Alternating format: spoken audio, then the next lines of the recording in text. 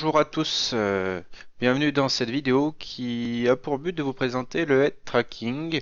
Alors le head tracking, c'est une solution qui permet de déplacer votre caméra dans un jeu qui est en général à la première personne depuis des mouvements qui sont faits en fait réellement par votre tête ou par un émetteur de lumière.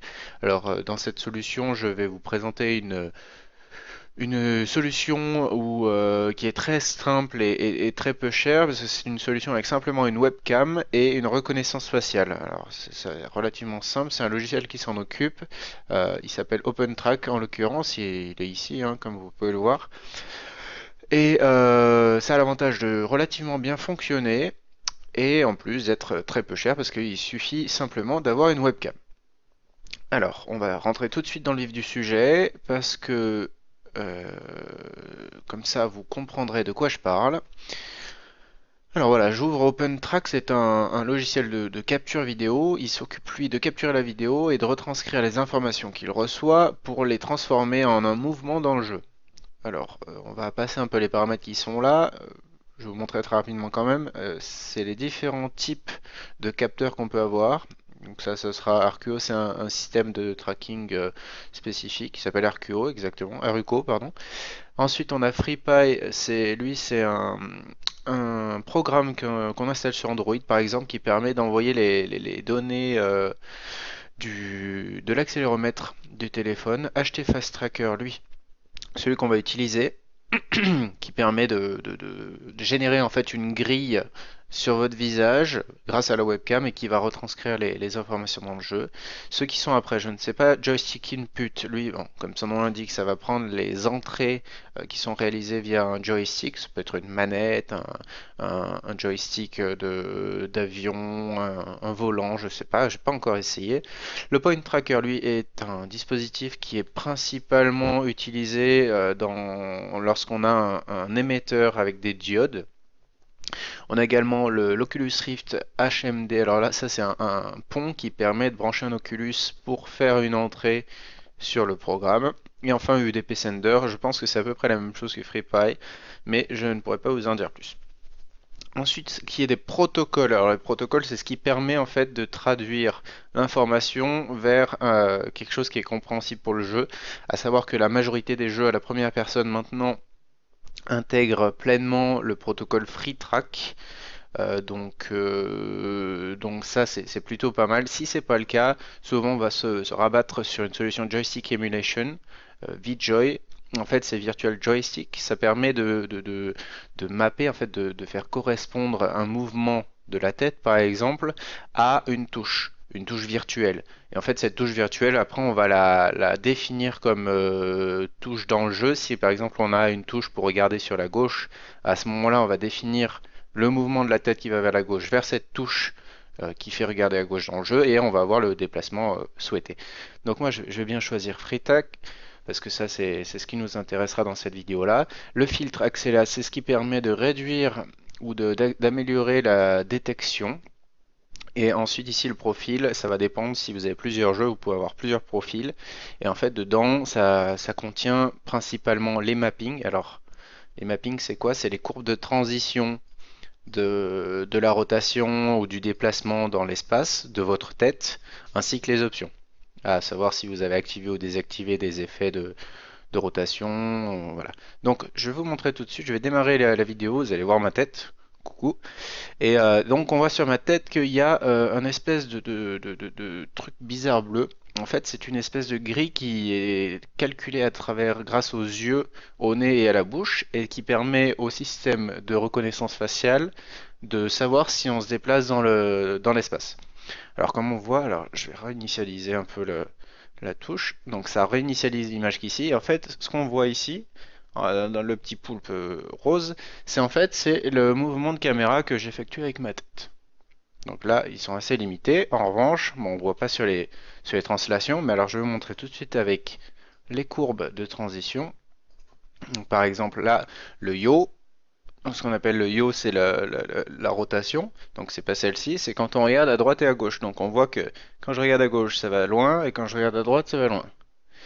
Alors ce qu'il faut savoir, c'est que là, les courbes, elles sont identiques pour les deux côtés, parce que quand je regarde à gauche et quand je regarde à droite, c'est la même chose, mais vous pouvez les désynchroniser. Vous pouvez avoir, en gros, quand je regarde à gauche, la courbe elle est normale, quand je regarde à droite, elle bouge presque pas. Ça dépend de votre configuration d'écran.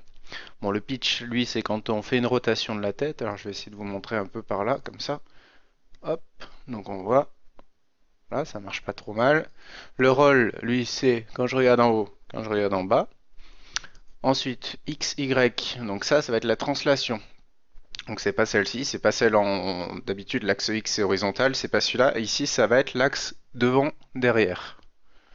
Voilà, l'axe Y, lui, alors c'est pas celui-là non plus, c'est quand on va monter, quand on va descendre.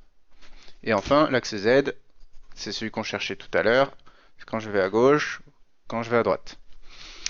Alors ce qu'il faut savoir sur ces axes-là, en fait, le dernier point qui est mis ici, c'est moi qui l'ai mis, c'est une butée.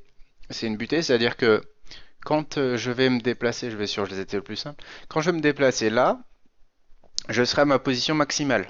Donc comme on voit, je suis quasiment sur le bord de ma caméra, je me suis quand même beaucoup déplacé de mon siège, c'est pas terrible. Et de la même façon, hop, bon là c'est peut-être un peu plus loin parce que je n'étais pas centré. Mais alors ce que vous pouvez faire, c'est que si vous le voulez, vous pouvez changer la courbe. Et donc quand vous serez à mi-course, c'est-à-dire que quand vous êtes en position centrale, le point il devrait être à 0. Alors c'est un peu compliqué là, mais en gros le point devrait être à 0. Quand vous commencez à vous déplacer, si vous êtes à mi-course, donc là je suis à peu près à mi-course, on voit que la courbe est très haute. La hauteur, ça va influencer la distance parcourue dans le jeu. Donc ici, c'est pas des unités qui sont standards, hein. Dans Pecars, je sais pas comment c'est calculé, mais 50, ça va correspondre à quelque chose complètement anormal. Donc moi je vais l'enlever, hein, je vais vous montrer directement dans Project Cars, parce que c'est le jeu qui nous intéresse. Et vous allez voir que les translations et les mouvements sont assez bien retranscrits. Pour ma part, les options sont définies comme ça, c'est-à-dire que j'ai activé toutes quasiment tous les axes, et j'en ai inversé certains parce qu'ils étaient, quand j'allais à gauche, ça allait à droite, etc. Donc hop, on va fermer ça. Hop, ça je le réduis. Alors ça fonctionne toujours, hein, mais je le réduis. Et on va lancer tout de suite le jeu pour que vous ayez une petite idée. Voilà, en free practice. Ça me semble très bien. On va partir. Alors, il faut savoir que dans Project Cars, cette solution ne fonctionne uniquement que en vue casque. Et les autres vues, ça ne fonctionne pas. Alors, l'avantage de la vue casque, c'est pas celle-ci, c'est celle-ci, celle où on voit le casque. Voilà. L'avantage de la vue casque, c'est qu'on peut l'enlever ce casque. Donc, comme vous le voyez, alors, je suis un peu loin. Ce qui est un peu compliqué, c'est la remise à zéro. Moi, j'ai un bouton, c'est CTRL F1. Voilà. Hop. Donc là, je suis remis à zéro. Je vais arrêter la voiture. Voilà. Et donc, je commence, si je regarde à droite, ça regarde à droite. Si je regarde en haut, ça regarde en haut. En bas, de la même façon. Alors, il y a des petits bugs d'affichage, mais c'est normal, vu que la caméra est libre. C'est normal. Hop, si je m'avance, voilà. Donc, on voit vraiment que ça fonctionne pas trop mal. Je vais vous montrer un petit tour très rapide de piste. Enfin, un petit tour, quelques virages comme ça, vous allez voir. Voilà, ça bouge beaucoup. Mais c'est la configuration que j'ai fait moi. À savoir que vous pouvez limiter les axes avec les mappings. Ce que je vous ai montré tout à l'heure, les courbes. Si vous les mettez plus hautes, le mouvement qu'on va faire, par exemple, quand je me déplace sur la gauche, il va être plus loin. Et de la même façon, là, ça va être plus loin. Moi, je trouve que c'est relativement réaliste comme ça dans ce jeu-là. Mais vous pouvez les adapter, les faire plus courtes, plus douces aussi. Vous pouvez faire en sorte que la translation, quand vous la faites, le déplacement quand vous le faites, il soit plus léger. Mais ça, c'est à vous de voir. Donc comme vous voyez, ça fonctionne pas trop mal. C'est assez direct. Moi, je trouve que c'est assez sympa parce que ça donne un sentiment d'immersion qui est assez intéressant. Si vous disposez d'un grand écran, c'est encore mieux parce que souvent on regarde pas les bords de l'écran. Et là, ça permet ce genre de manip. Par exemple, s'il y a quelqu'un dans votre rétroviseur, bah, vous pouvez aller regarder sur le côté gauche ou sur le côté droit sans forcément avoir appuyé sur un bouton.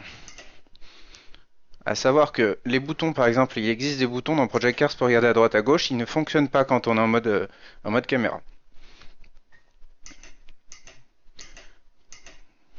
Donc voilà, je vais arrêter là pour cette voiture. Et je vous proposais un petit test sur une autre voiture que vous voyez un peu la différence. On va prendre quelque chose d'assez impressionnant, une Formule 1, c'est en général c'est pas mal. Alors, circuit, on va aller en Belgique, évidemment. Sur le circuit de Spa, c'est toujours mieux. Alors, on a dit une Formule 1, non, une Formule C, ça ira très bien. Voilà, hop, et c'est parti.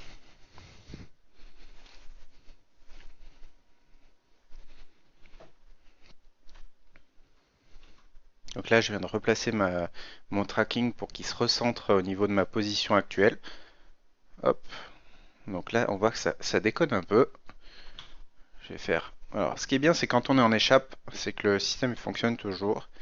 Donc hop, voilà, là je viens de le recentrer. Comme on voit, c'est pas trop mal. Voilà. Donc là, on voit bien hein, sur les côtés.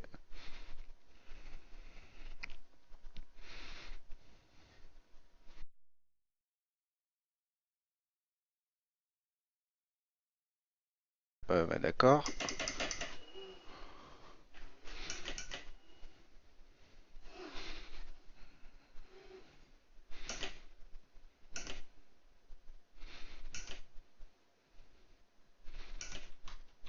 J'ai un petit coup de recentrage.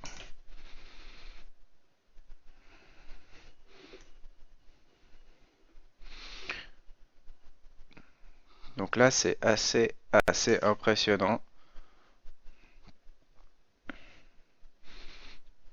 Disons que l'immersion est vraiment totale. Si vous voulez vous pencher un peu en avant, vous pouvez.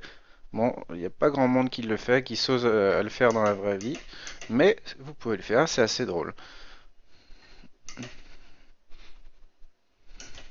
Et donc, en haut à gauche, je ne sais pas si vous voyez, donc vous voyez peut-être pas mes images secondes, mais là actuellement j'ai 75 images secondes, donc en gros j'ai quasiment, si ce n'est aucune perte de frames par seconde, et ça c'est plutôt génial. Comme vous voyez, c'est assez direct. Alors, je vais retourner, hop, faire échappe, retourner sur mon logiciel de capture, donc comme là.